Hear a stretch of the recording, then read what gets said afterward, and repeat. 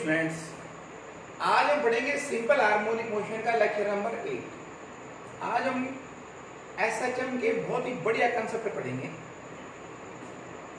सबसे पहले शुरुआत करते हैं graph between displacement velocity and acceleration for SHM.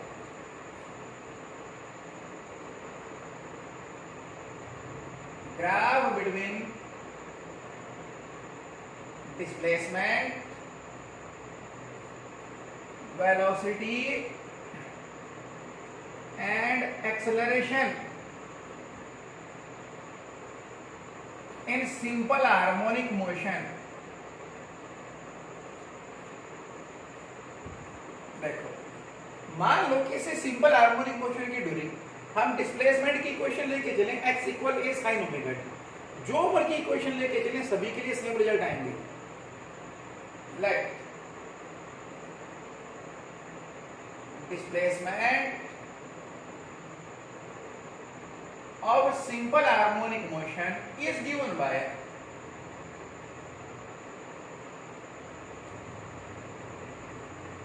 x equal a sin omega t।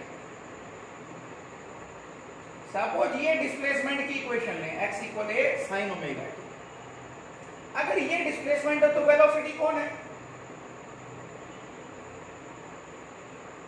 Then velocity is v equal dx by dt, that is a cos omega t, और omega t का differentiation omega. Acceleration is,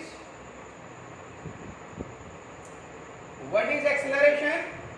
Rate of change of velocity with time, differentiation of velocity with time, that is equal a omega cos omega t का differentiation minus sign omega T और omega T का फिर omega.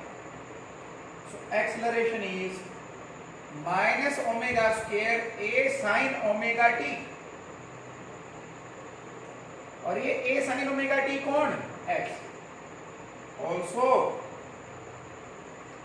Acceleration equal minus omega square x. Now first let us study graph between displacement and velocity। Graph between displacement and velocity। From equation 1,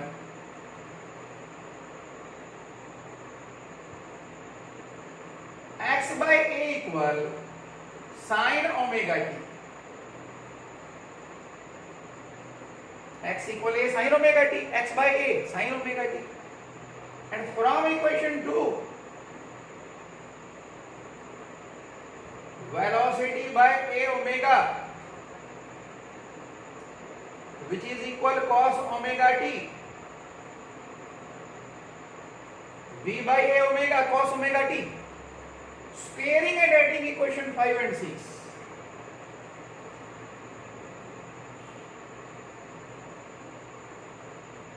squaring and adding equation 5 and 6, it became x square by a square plus v square by a omega square equal sin square omega t plus cos square omega t 1, which is equation of ellipse, x square by a square plus y square by b square equal 1,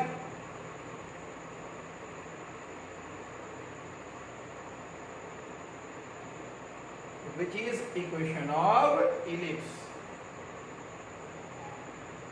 So graph between displacement and velocity in SHM is ellipse।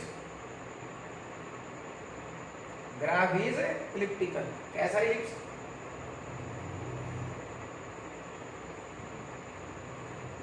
Suppose along y axis ले लें velocity, along x axis ले लें displacement, तो ये कुछ इस तरह की इलिप्स होगी।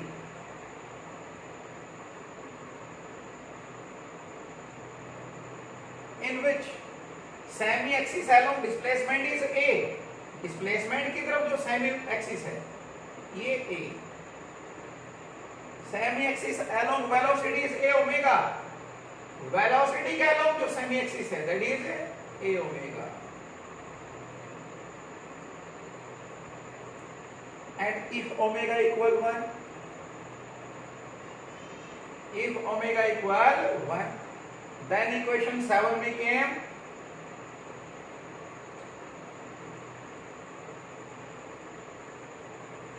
x square by a square plus b square by a square equal 1, or x square plus b square equal a square,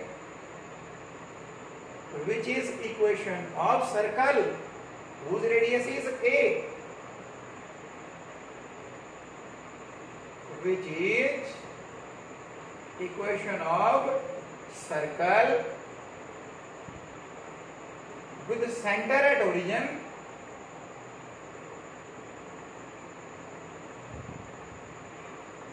and radius a.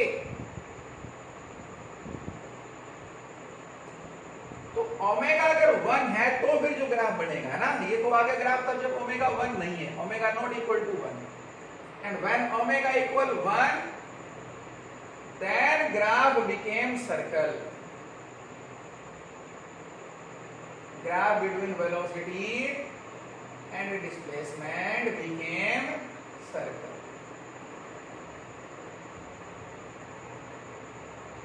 whose radius is a.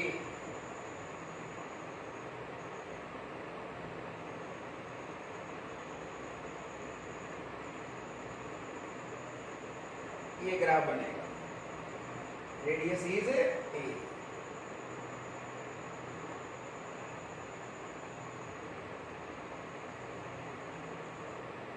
आया समझ? तो ये तो बना graph between displacement and velocity. If omega is not 1 then it is ellipse, and if omega is 1 then it is circle. अब हम बात करेंगे graph between acceleration and velocity. Graph between acceleration and velocity.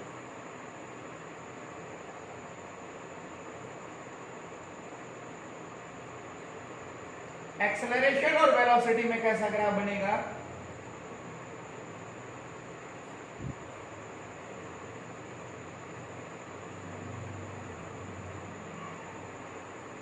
देखो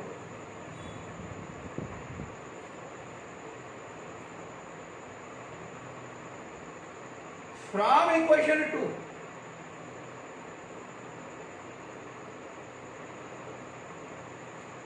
v by a omega is equal to cos omega t. पढ़ चुके हम अभी. Equation number 7 पहले भी लिखा था, दोबारा लिख लेते हैं. फ्रॉम इक्वेशन 3,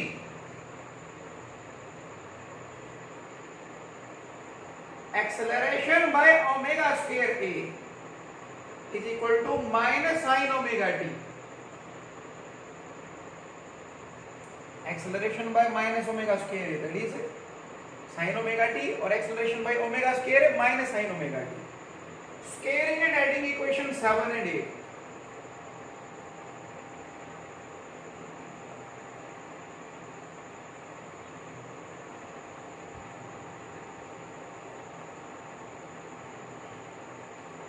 इक्वेशन 7 और 8 को स्क्वायर और ऐड कर दें तो क्या आ जाएगा हमारे पास, v square divided by a omega का whole square plus a square divided by omega square a का whole square equal cos square omega t plus minus sin omega t का स्क्वायर की sin स्क्वायर ओमेगा t. तो cos square omega t plus sin square omega t 1, which is again equation of ellipse.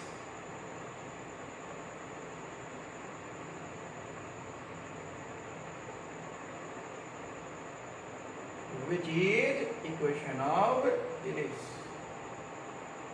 So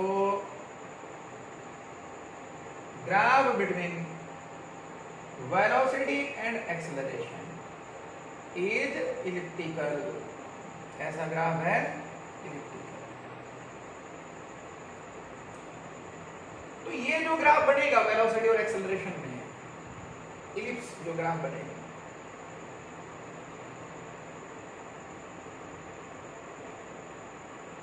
suppose velocity ले लें along y axis, acceleration ले लें along x axis, तो ये कुछ ऐसे इलिप्स बना सकते हैं हम,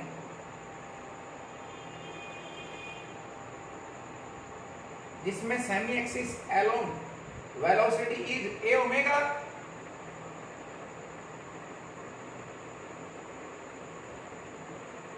and semi axis along acceleration is omega square a. And if omega equal 1,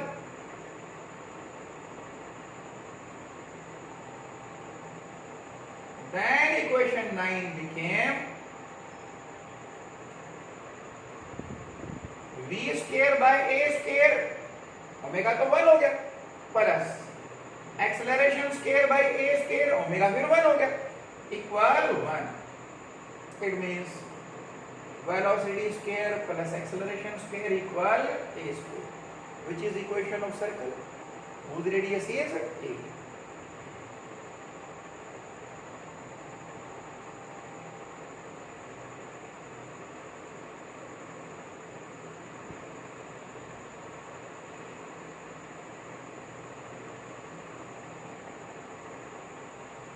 Radius is capital.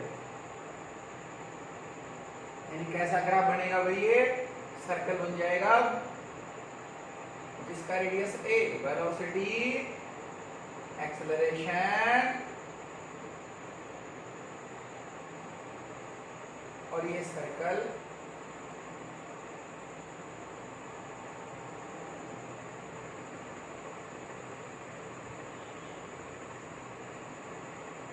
Radius a।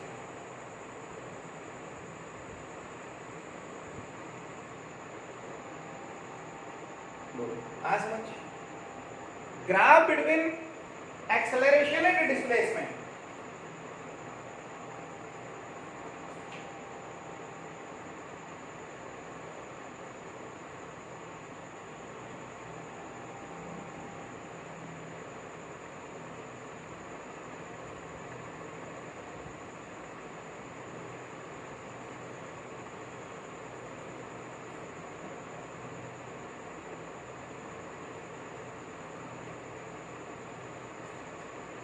graph between acceleration and displacement in simple harmonic motion। इस पे डायरेक्ट क्वेश्चन भी आ जाते हैं कई बार टाइम पीरियड फाइंड आउट करने के graph से। From equation 4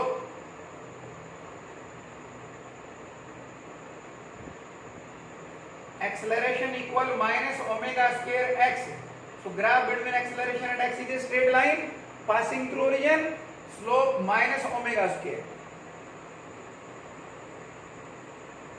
Graph between acceleration and displacement is a straight line like y equal mx plus c, c 0, so passing through origin, intercept 0, is a straight line passing through origin.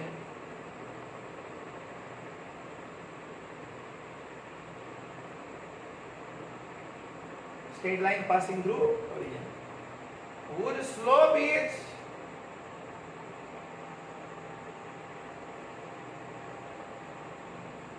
minus omega square, slope equal minus of omega square, slope is negative and magnitude of slope omega square। यानी कैसा graph बनेगा?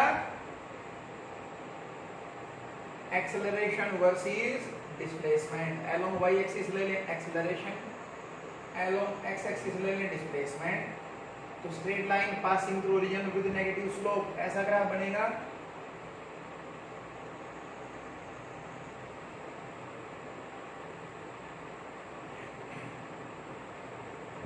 ये जो slope होगा इसका वो कौन होगा?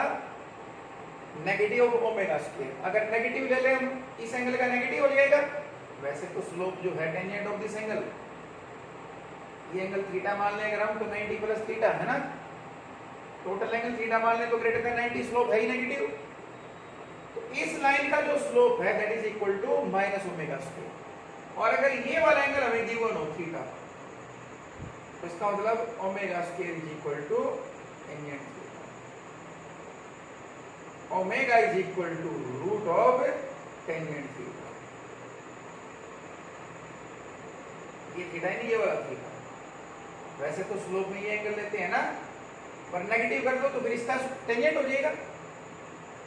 This angle it is 180 minus this angle, और tangent of 180 minus 5 that is minus tangent 5। तो ये वाला एंगल अगर 5 है तो स्लोप आना चाहिए था आपका tangent of 5, which is equal to minus tangent theta. तो minus tangent theta minus omega square, tangent theta omega square, omega root tangent theta, and time period 2 pi by omega that is 2 pi by root tangent theta. मान लो ऐसा graph दे रखा हो और वहां से time period पूछा हो, तो time period 2 by root of tangent theta. ये आ गया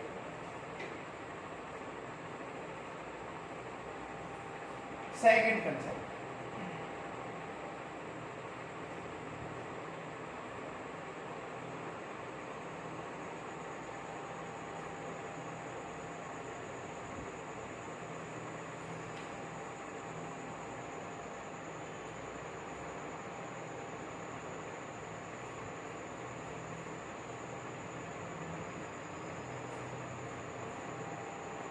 Time taken in simple harmonic motion to move from mean position to any position.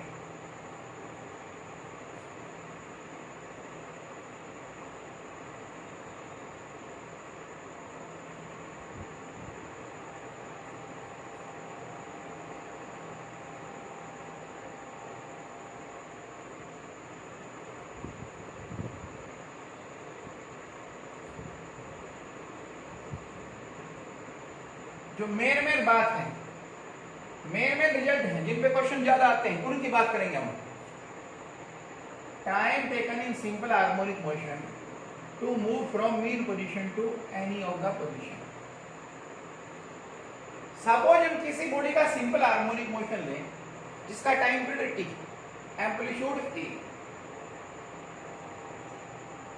Late us consider simple harmonic motion of a body with time period t and amplitude a.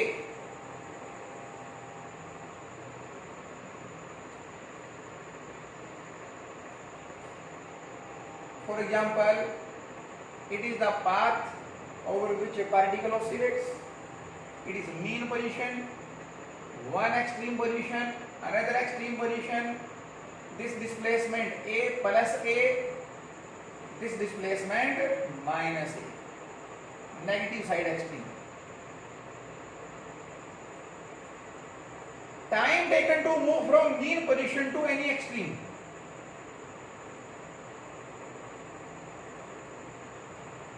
Time for motion from mean position to any of extreme.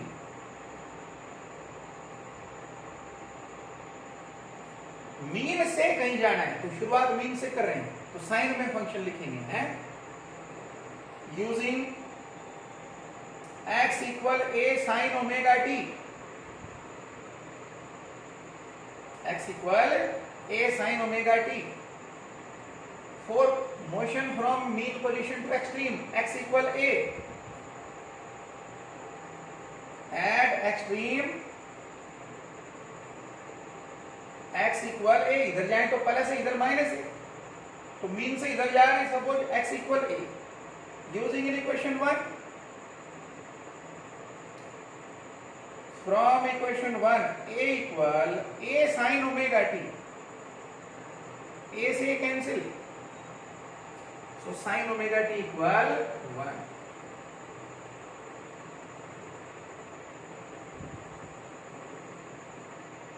Sign theta 1 तो theta 90 degree, sign तो 90 पे 1 होता है. It means omega T equal 1 and time equal that is 1 by sorry omega T equal pi by 2. Sine theta 1 तो theta 90 degree pi by 2, तो sign omega T 1 तो omega T pi by 2, T is equal to pi by 2 omega. That is pi by 2 omega 2 pi by time period. Pi get cancelled. It became t by 4. This time is t by 4. Mean position से किसी भी extreme पर जाने का time, यहां से यहां जाने का टाइम t by 4, वापसी का फिर t by 4, फिर इधर का फिर t by 4 और फिर वापसी का फिर t by 4, यानी one complete oscillation time t. पर इसका मतलब ये नहीं कि कहीं से कहीं जाए टाइम बराबर डिवाइड हो जाएगा. अब जैसे mean position to half of extreme, सबसे इंपॉर्टेंट सबसे ज्यादा क्वेश्चन जिस पे आते हैं, time of motion from mean to half of extreme. Half of extreme यानी a by 2.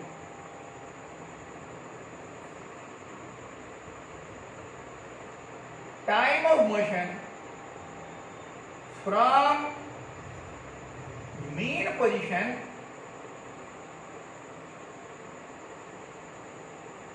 to half of extreme.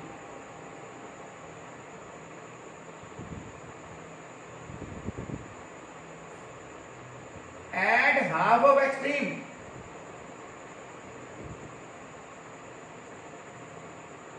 x equal a by 2, positive side plus a by 2, negative side minus a by 2. X equal a by 2. Using in equation 1, equation 1 में put करें, x को put कर दें a by 2, equation 1 में इसको use करें, x a by 2 equal a sin omega t, a get cancelled, it became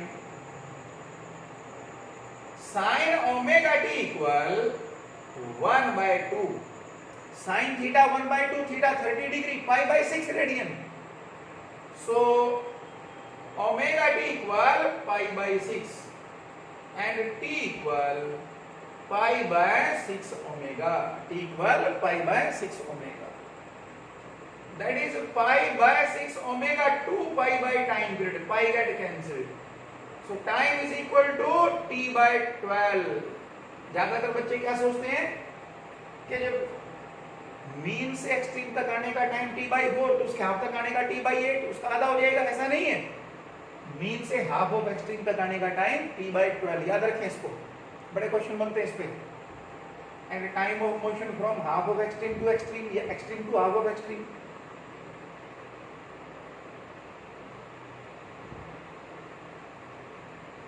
time of motion from half of extreme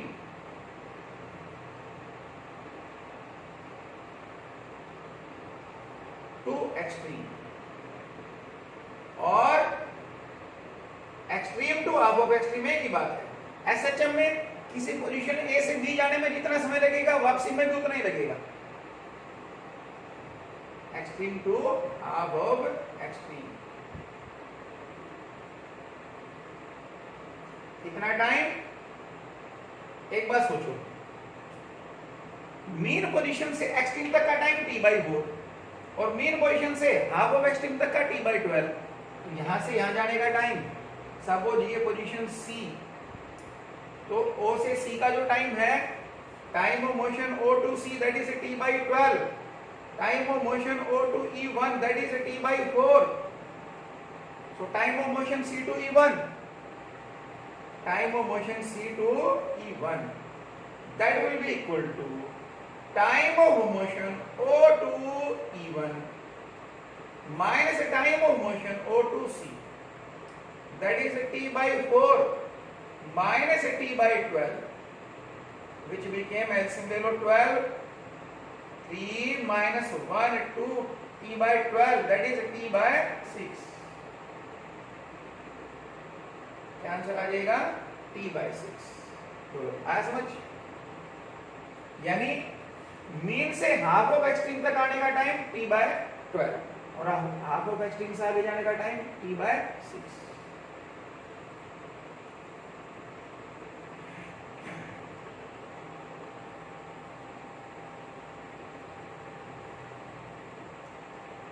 Energy in simple harmonic motion and relation for energy.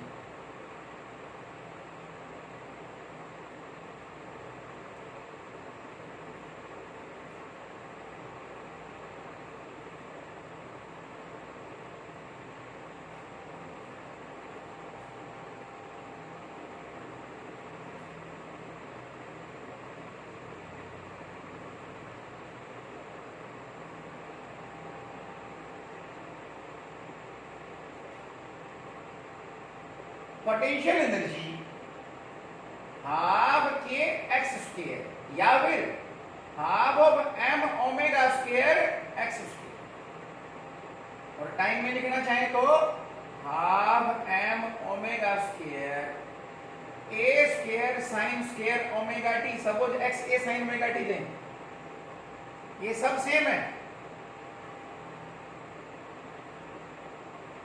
Kinetic energy in simple harmonic motion half m velocity square and velocity in SHM is related to displacement as v equal omega root a square minus x square। half m omega square root a square minus x square का square root हट जाएगा a square minus x square या फिर half of k a square minus x square. ये m omega square को क्या लिख सकते हैं k, या फिर टाइम में लिखें तो half m omega square this velocity that is equal to a omega cos omega t। तो omega square a square cos square omega t, ये काइनेटिक एनर्जी बनेगी। Total energy sum of kinetic energy and potential energy add करके देखो time वाली relation को भी। Half m omega square a square sine square omega t, half m omega square a square cos square omega t, half m omega square a square common sine square omega t plus cos square omega T 1। यहां वाले से भी यही आ रहा है, half m omega square a square minus x square plus half m omega square x square ही बनेगा। और इसी को यूं भी लिख सकते हैं हाफ ऑफ के ए स्क्वायर वेयर के is the spring factor force constant. तो सिंपल हार्मोनिक मोशन में total energy remain constant during simple harmonic motion, total energy remain constant.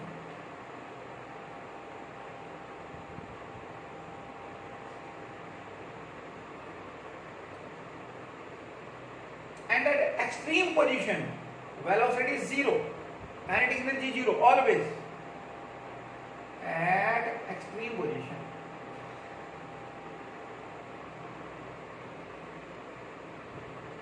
velocity equal zero and kinetic energy equal zero always।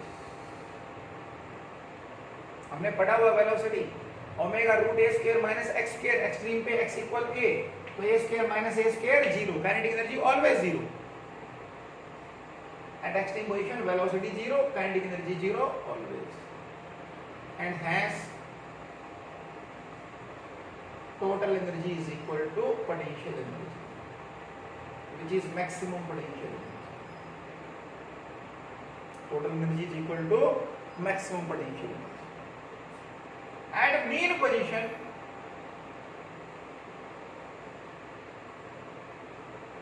If potential energy is zero, कई बार क्या होता है कोई और gravitational potential energy या कोई और पोटेंशियल एनर्जी सिस्टम में मौजूद होती है मीन पे भी। If potential energy is zero then total energy equal maximum kinetic energy, यानी kinetic energy at mean, maximum kinetic energy at mean. But if potential energy at mean is not zero,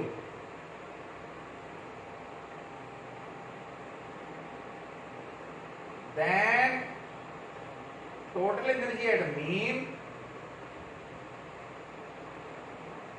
may not be equal to maximum kinetic energy. Total energy of SHM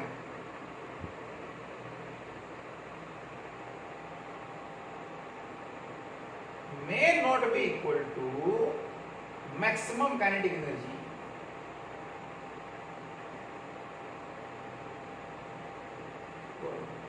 आया समझ? तो इसका मतलब अगर potential energy at mean zero नहीं है, फिर हमारा जो ग्राफ है वो कैसा बनेगा, और अगर जीरो है तो कैसा बनेगा? If potential energy at mean is zero, at mean position is zero, तब तो क्या ग्राफ बनेगा? इधर ले ले एनर्जी, इधर ले ले डिस्प्लेसमेंट।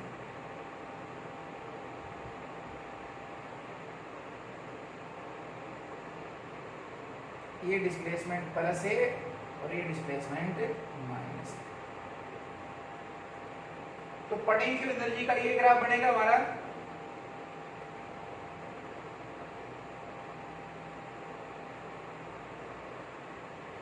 काइनेटिक एनर्जी का ये ग्राफ बनेगा,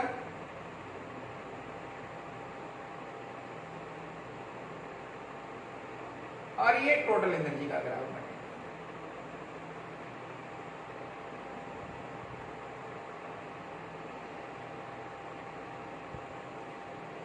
And if potential at mean is not zero, suppose positive है,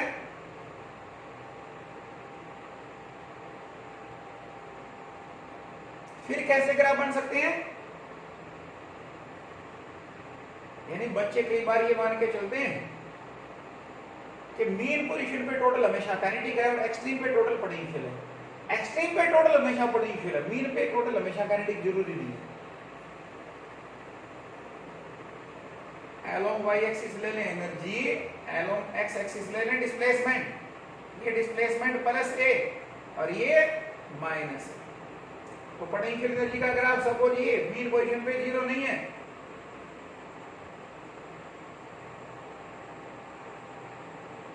तो काइनेटिक एनर्जी का ग्राफ काइनेटिक एक्सट्रीम पे पक्का जीरो होगी, तो ये काइनेटिक एनर्जी का ग्राफ आ जाएगा।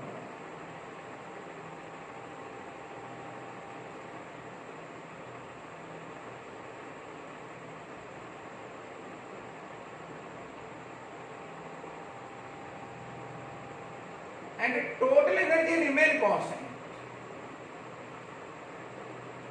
throughout the motion. Total energy remain constant. बोलो आया समझ? At extreme total is always equal to potential, but at mean total may be equal to kinetic and may not be equal to kinetic. Total energy may be greater than kinetic energy maximum, may also be less. Suppose mean पे potential negative होती, but total energy can never be less than the maximum potential energy.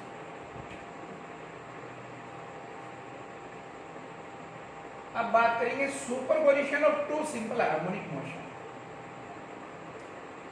दो simple harmonic motion की superposition.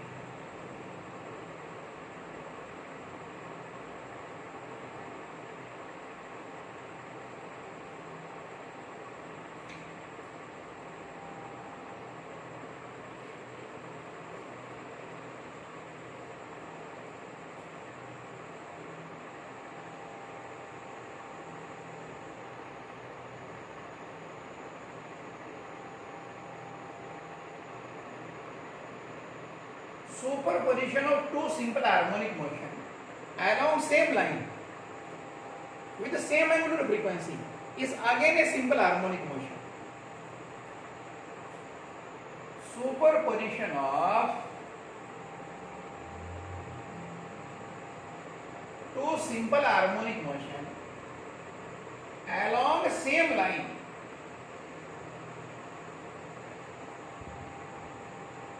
with the same angular frequency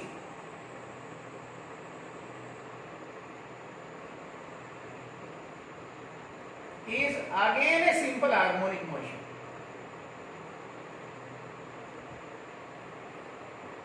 Let us consider two SHM.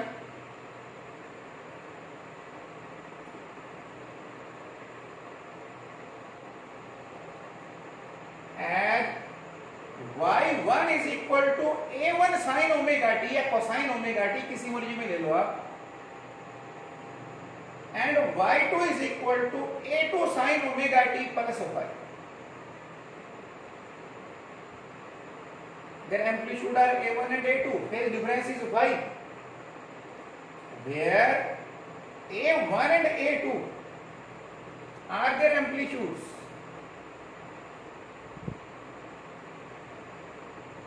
And phi is a phase difference between them. Phi is a phase difference between them. Then equation of resultant simple harmonic motion is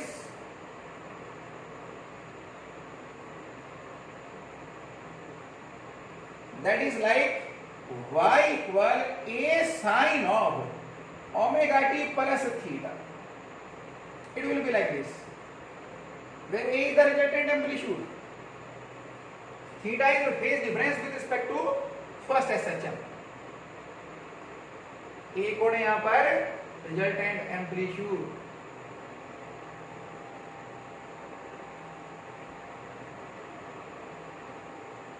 and theta is phase difference of resultant simple harmonic motion.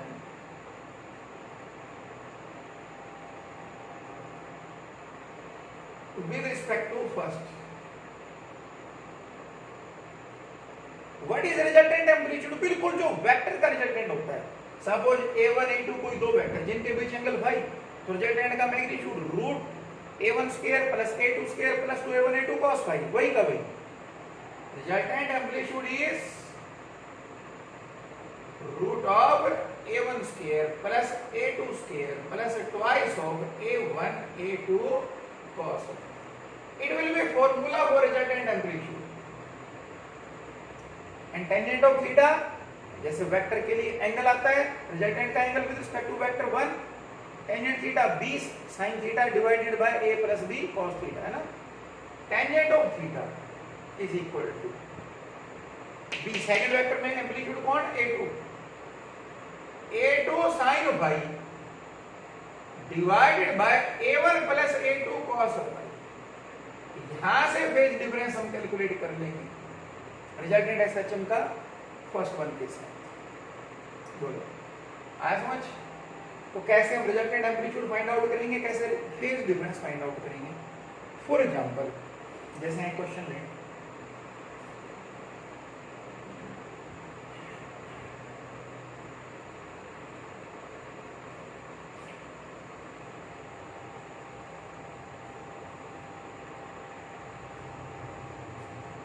for example, if simple harmonic motion of a body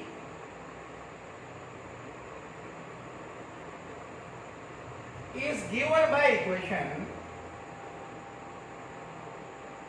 y equal 3 sin omega t plus 4 cos omega, then resultant amplitude is